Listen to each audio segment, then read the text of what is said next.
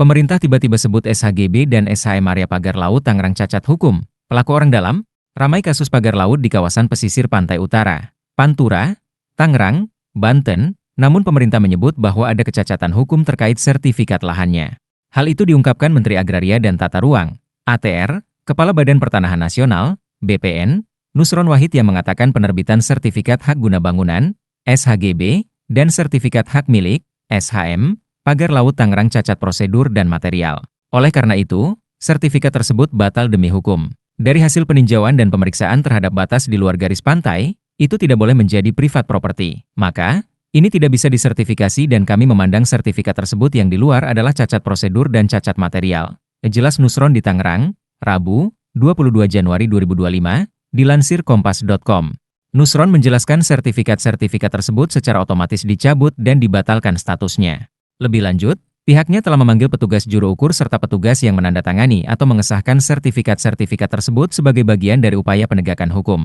Hari ini kita sudah panggil kepada petugas itu oleh aparatur pengawas internal pemerintah terkait pemeriksaan kode etik, jelas Nusron.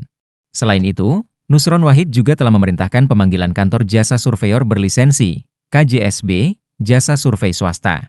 KJSB diduga terlibat dalam pengukuran tanah sebelum penerbitan SHGB terkait proyek pagar laut tersebut.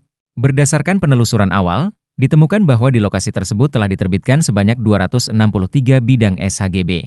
Rinciannya, 234 bidang SHGB atas nama PT Intan Agung Makmur, 20 bidang SHGB atas nama PT Cahaya Inti Sentosa, dan 9 bidang atas nama perorangan. Selain itu, terdapat 17 bidang SHM di kawasan tersebut.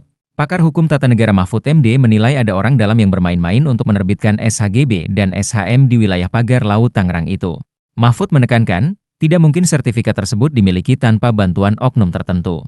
Hal ini dikatakan Mahfud MD di kanal YouTube Mahfud MD Official, Rabu, 22 Januari 2025. Pasti ada orang dalam ini yang main-main. Atau kalau agak lebih keras dari main-main, pasti melakukan kolusi. Nggak mungkin lah, bisa keluar HGB sebanyak itu. Demikian penjelasan Mahfud. Bantuan oknum tersebut semakin jelas terlihat ketika muncul kafling-kafling dalam HGB dan SHM. Mahfud berharap pemerintah mengusut masalah ini dengan tuntas. Sebab, dengan adanya sertifikat, fenomena ini makin menggelisahkan rakyat atas kekacauan penanganan batas laut dan sumber daya alam.